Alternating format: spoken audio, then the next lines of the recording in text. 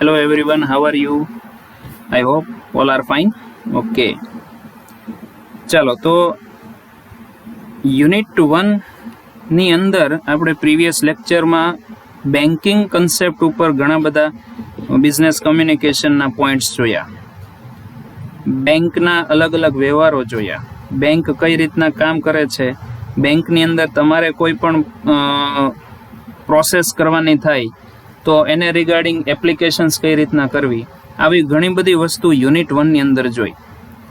હવે bank sector સિવાયનું પણ એક એવું પ્રોમિનન્ટ સેક્ટર છે કે જે જનરલ યુઝરને ખૂબ જ કામ લાગે એવું છે, અને એ છે ઇન્સ્યોરન્સ સેક્ટર. આપણા અત્યારના કોરોના કાળની અંદર ઇન્સ્યોરન્સ ઇઝ નેસેસરી. ઘણા બધા લોકો મેડિક્લેમ માટે અત્યારે એપ્લાય થાય છે.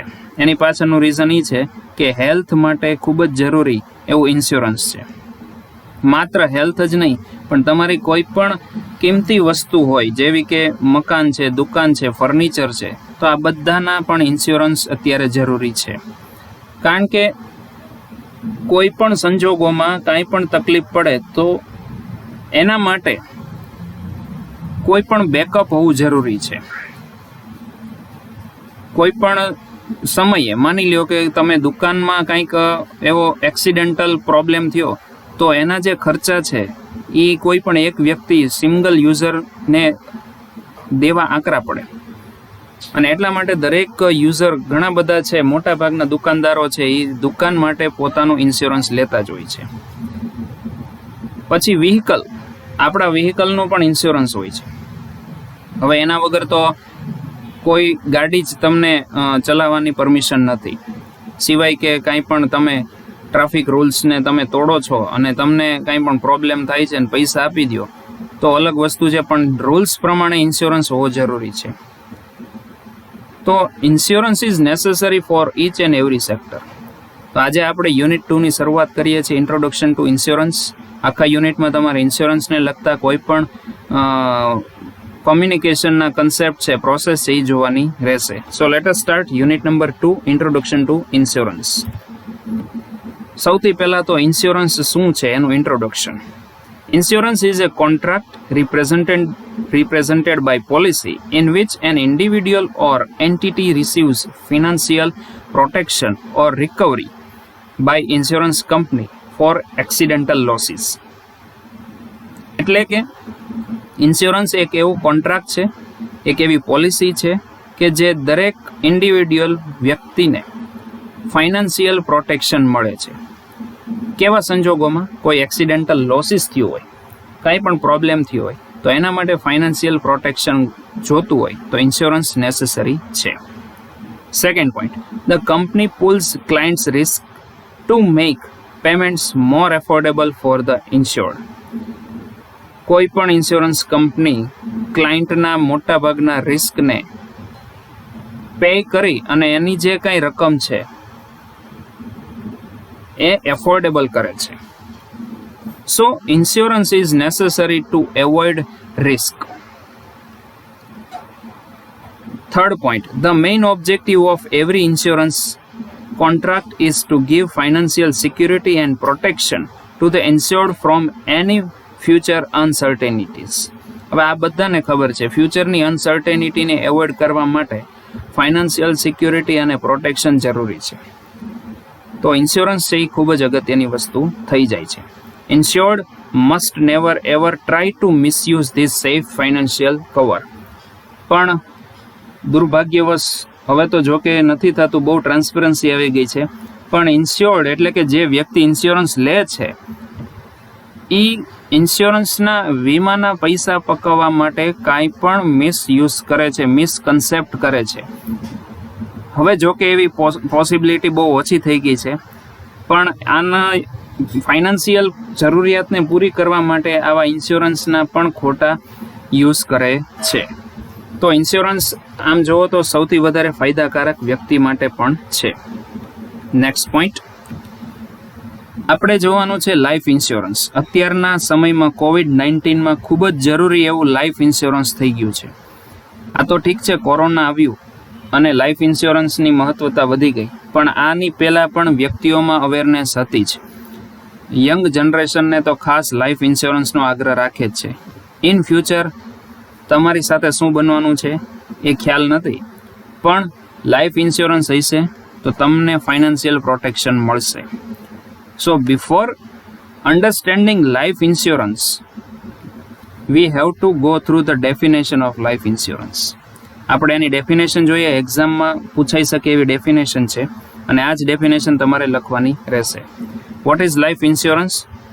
Life insurance is a contract between an insurance policy holder and an insurer or assurer, where the insurer promises to pay a designated beneficiary a sum of money in exchange for a premium upon the death of an insured person.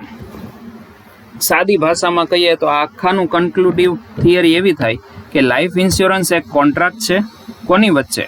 તો કે policy holder અને ઇન્સ્યોરર, એટલે કે જે policy દે છે, જે insurance કાઢીને દે છે, એ બંને વચ્ચેનો કોન્ટ્રાક્ટ છે કે જેમાં અમુક બેનિફિશિયલી રકમ એને આપવામાં આવે છે જ્યારે ડેથ વ્યક્તિનું થાય છે, અથવા તો હવે તો ડેથની પરિભાષા વહી ગઈ છે, હવે તો એવું પણ કહેવામાં આવે છે હોસ્પિટલાઇઝ કરેલ હોય તો એવા સમયે તમારા બેનિફિટ માટે, ફાઇનાન્શિયલ બેકઅપ માટે ઇન્સ્યોરન્સ, લાઈફ ઇન્સ્યોરન્સ જરૂરી છે.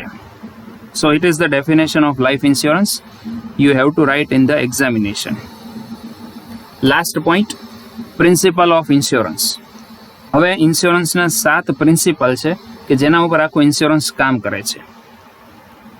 જેમ બેન્કિંગના 7 કેરેક્ટરિસ્ટિક્સ હતા, એમ લાઈફ ઇન્સ્યોરન્સ કયો કે લાઈફ ઇન્સ્યોરન્સ કયો, એના 7 પોતાના પ્રિન્સિપલ છે જેને આપણે જોવાના રહેશે. તો એવા કયા 7 પ્રિન્સિપલ છે? પ્રિન્સિપલ ઓફ ઉબેરીમા ફિડિયા, એટલે કે આ એક પર્શિયન શબ્દ છે જેને આપણે ઇંગ્લિશમાં કહેશું utmost good faith. Utmost good faith એટલે સારા તમારા વેલ્થ માટે ઇન્સ્યોરન્સ જરૂરી છે. Second principle, principle of insurable interest. ભવિષ્યમાં તમારે કોઈ પણ જાતના ઇન્ટરેસ્ટને ફાઇનાન્શિયલ કન્વર્ટ કરવું હોય તો એનો આ પ્રિન્સિપલ છે, principle of insurable interest. Third principle, principle of indemnity. Indemnity એટલે કોઈ પણ જગ્યાએ સંજોગો વસાત કાંઈ પણ પ્રોબ્લેમ થયો હોય તો એના માટે ઇન્સ્યોરન્સ શું કરશે, એને ઇન્ડિમિનિટી કહેવામાં આવે છે. આપણે આ બધું ડિટેલમાં જોવાનું જ છે, પણ અત્યારે ખાલી લુકઆઉટ કરીએ છીએ. Fourth, principal of contribution. તમારે એને કન્ટ્રીબ્યુટ કરીને દેવું પડે. દર મહિને, દર વર્ષે એના હપ્તા કપાતા હોય છે, તો એ કન્ટ્રીબ્યુશન દો તો તમને સામે પૈસા મળે. Fifth, principle of subrogation. Subrogation એટલે તમારા કોઈ પણ જે કાંઈ ઇન્સ્યોરન્સના પૈસા છે, બેનિફિશિયરી છે, તો એને મળવા પાત્ર રકમો, તો એનો એક આ પ્રિન્સિપલ છે. સિક્સ્થ આવે છે પ્રિન્સિપલ ઓફ લોસ મિનિમાઇઝેશન, એટલે કે લોસ મિનિમાઇઝેશન એટલે જરૂરિયાત પડતું તમારી પાસેથી રકમનું કન્ટ્રીબ્યુશન કરવું, અને તમારા જે લોસ છે, જે તમને જરૂર પડી હોય, માની લો કે દુકાનનો વીમો છે ને દુકાનમાં આગ લાગી છે, તો એના માટે તમે જે કોસ્ટિંગ ઉઠાવો છો એમાંથી 70 થી 80% ઇન્સ્યોરન્સ હોય તો તમારું લોસ છે એ મિનિમાઇઝ થઈ જાય. બરાબર. Last point, principle of causa proxima, એટલે કે નિયરેસ્ટ કોઝ, એટલે કે ભવિષ્યના કારણોને સોલ્વ કરવા માટેનું પણ પ્રિન્સિપલ આ આપે છે. આ બંને ઉપરનો પહેલો પોઈન્ટ અને છેલ્લા પોઈન્ટમાં 2 પર્શિયન શબ્દો એડ કર્યા છે જે તમારે ખાલી વાંચવાના છે, એક્ઝામમાં કદાચ ન યાદ રહે તો ચાલશે. તો આ 7 પ્રકારના પ્રિન્સિપલ છે. આ 7 પ્રકારના પ્રિન્સિપલ આપણે નેક્સ્ટ લેક્ચરમાં ડિસ્કસ કરશું. Until that, thank you, have a nice day and keep watching.